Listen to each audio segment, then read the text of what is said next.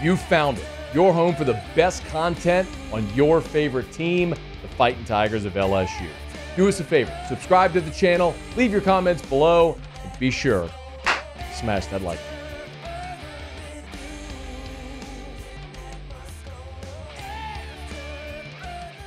Nicholls head coach Tim Rebowe, 10th season down the bayou. Good enough to join us for a couple of minutes here. Three-time conference champion, including in 2023. Coach, it's always a pleasure. Thanks so much for a few minutes. How are you? Hey, doing well, Matt. Thanks for having me, man. I appreciate it. It's our pleasure. We appreciate you making time, especially on a game week. You know what I love? I was looking at your roster today.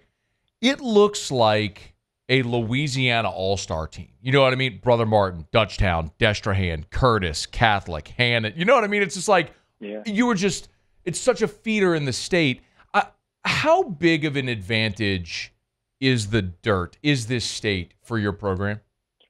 It's huge. You know, I was just discussing the other day, going back into the 90s when I was here as an assistant, I said everybody used to come into the state of Louisiana to recruit because it's such a hotbed in South Louisiana, and we were going out of state to get kids. I said, something's wrong with this picture, you know? So if I had a chance to do it, I said, I'm going to try to recruit locally and see if we can get some good players. And you know how many they have right here. And it doesn't pay for us to go to Houston and get a third, fourth, fifth best player over there when we got them right here in our backyard. And, you know, we hit some home runs with some of these players who might have been an inch too short, a step too slow, but really good football players. Develop them. And look, you know that too. They're going to stay here. And then when they're done playing, they're coming back here. So that's what makes it so sweet. I mean, a lot of those names we know. Guggenheim, Spears. Well, if you're a Louisiana high school football fan, you know a lot of these names. It was so interesting. Like, your roster is loaded. I mean, you get 12 preseason first-team all-conference players. Is it fair to say that this is, at least in the preseason, depth, veteran leadership experience, is this your best team? It might be the best. We were talking about it the other day, too. Might be one of the best defensive teams we've had since we've been here. And we've had some marquee players, say across the defensive line with Sully Lesh and linebackers Alan Pittman, but, not as many. We're deep across the line, linebackers, depth in the secondary. We can really run. I really like our defense. And probably not, we got some skill guys, but not as loaded on the offensive line as we are on the other side of the ball. Tim Rebowe is our guest here. Where, when you're building your roster, I'll talk about the game here in a second, but I would love to ask also just your approach with everything with the portal. How has that impacted the way you recruit your roster? It really hasn't, because we've always been recruit local, recruit high schools. We build those relationships with the coaches and with the kids and try to get them to come here. And now, even more so, we're going to do it because I think in today, the big guys, bigger than us, they're not recruiting the high school athletes as much. They're going to go get them a guy maybe from UL to go to LSU because they can build some depth, a guy that has 2 or 3 years of college experience rather than get a high school guy. So we've always recruited the high schoolers, and even more so now. Do you worry about, I don't know if worry is the right word, but about your roster getting plucked, pillaged, guys yeah, leaving? I think you have to. I think you have to worry about it. But I'm not going to lose sleep over it because I figure like this. Jalen Spears from Brother Martin, Conference Player of the Year last year. If somebody comes get him after this year, look, he's given us 2 really good years, meaning we're doing something right and winning some football games, Yeah. So we have to just keep developing. But, we're not the only ones. I think everybody's a junior college now in college because if somebody's going to always have a little bigger bag, maybe to say to get some of these guys. Tim Rebowe is with us, Nicholls head coach in his 10th season as the head coach, of course, as he mentioned, a previous stint there before also going to Monroe and Lafayette. By the way, you've got experience in Tiger Stadium. You tell me if I'm wrong. 03 ULM, 06 and 09 with the Cajuns. Those 3 experiences in Tiger Stadium. I'm not sure if there was another. Anything stand out from making a visit as an in-state opponent to Baton Rouge? No, listen. Great venue, great place to play. I do think this. It's not like I was at the University of Alabama and the Crimson Tide is coming into Tiger Stadium. You know, it's not A&M coming into there when we came in, and it's going to be the same thing this weekend. It's going to be loud. They're going to be getting on us. You know, but when you have the first kickoff and you go down there and you make that first hit, I think some of that's going to wear off, and I don't know if they're going to be as loud. Well, I shouldn't say that. I don't know if they're going to be as loud as they would be. hey, we get down in the south end zone. Who knows, huh? Yeah, man. It sounds like you've been down that south end zone a few times. Yeah. You know what? But I was also looking because oftentimes we know like smaller programs rely on these games for the financial implication. We know all that. But you haven't really made it a habit of doing this. You played TCU last year, but prior to that, I think it was 3 years you went without playing a Power 5.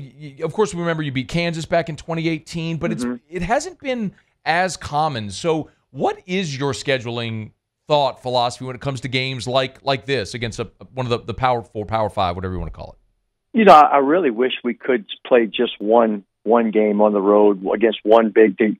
You know, the experience, develop our players, and it's going to help us down the road. You know, when you got to play, last year we did. We played TCU and we played Tulane. You know, we played some before. We played Texas A&M. We played South Alabama. You know, we played those schools. So I like it for our guys. I like it for us to travel a little bit. I really like what we did this year, playing two in-state opponents right away. I think it's good for our program. You know, they're familiar with the schools. You get a lot of publicity, like this week we're getting, you know, for our program. And then for us, you know, going the payday to go to Baton Rouge, where, you know, we're making it a day trip, Matt. We're going on Saturday, you know, so you don't have a flight. You don't have to pay hotels. You don't have all the expenses, so it can help your program. Does it mean more for your guys to be able to play, that it is LSU and not just a power program? You played A&M, Georgia, Colorado. I mean, you've gone all over. Does it mean more that it is LSU?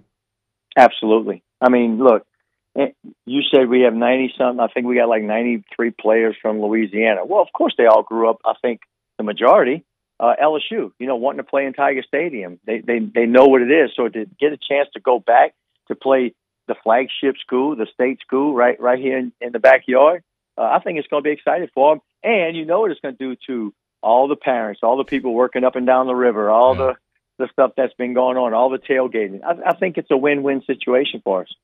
Tim Rebowe's with us for a couple more minutes. Of course, 3-time conference champion there at Nicholls, done an amazing job in his decade on the Bayou. So you mentioned playing two in-state schools. For those who don't know, Nicholls opened last week against Louisiana Tech in a really good ball game. Did you learn anything about your team last week? Yeah, I learned how hard we played, the effort, again, the no quit, the fight that they have in them. I know we can really run on defense. Can really get after it a little bit, and I do think we're going to be okay on offense. You know, sometimes, you know, you go to a game and you come out and say, I don't know, I'm not sure. I think we're going to be all right. We'll be able to move the ball. Now, the thing is, too, you know, we're going to be able to show some improvement this week, the old saying from week 1 to week 2, but it just might not show up because of the opponent that you're playing. Sure. What are the biggest challenges as you game plan for LSU that you and your staff face? They're so big and athletic. You know, they're so strong up front on the defensive and offensive lines. I worry about that. I think in these type of games, that's where the difference is. Look, we have some skilled players. They have tremendous skilled players. But I think it's up front, and I worry about that, you know, trying to line up if they just want to just take it and pound the ball right down your throat, or, you know, us trying to be able to run the football a little bit. So that's going to be a big challenge for us. Coach, as I don't mean to look too far ahead, but obviously there's a lot of people in the state who regardless if they're LSU fans, whether you cheer for the Colonels, you cheer for the in-state schools. When you think about what's ahead for the season after you get past this non-conference part, what excites you about your team when you get into Southland Conference play? I do know Southland Conference play has gotten so much better over the years that, you know, it's the same thing. It's a different scale, but anybody can beat anybody week in and week out. But we have a lot of experience, and we have experience that I like, which doesn't always translate. But, you know, we got off to a rough start last year, and they resilient and bounced back. and said, hey, we're getting the conference. We know we can be a good football team. So we just got to continue to do the little things to improve, the little execution things that we can do, the communication things that we can do to get better each week. And hopefully by week 5 and 6, when we get into conference play, we'll be starting to play some really good football. Yeah, October 12th, Nicholls at Incarnate Word is when everyone's going to have circled. That's one that will certainly have big-time conference implications. Coach? Yeah, Matt, Yep, Matt, please. you know what else, too? October the 5th, we come back to Baton Rouge. Yeah, play Southern. Yeah. Yeah, play Southern. And then that's been a rival for a long time. That's been off the books. They kind of got back on. Your day trips are good. That's a heady play there, Coach. I mean, I like it a lot. I like getting to play the in-state schools as well. Of course, you play Northwestern and McNeese Conference, but right. It'll be a heck of a slate. We'll always pulling for you, Coach. Can't thank you enough for a couple of minutes today. Best of luck to you and your team this weekend and throughout the year. Thanks, Matt. I appreciate you, man. Hey, thanks so much for watching. Please leave your comments. I love to interact, and be sure to hit the red subscribe button below.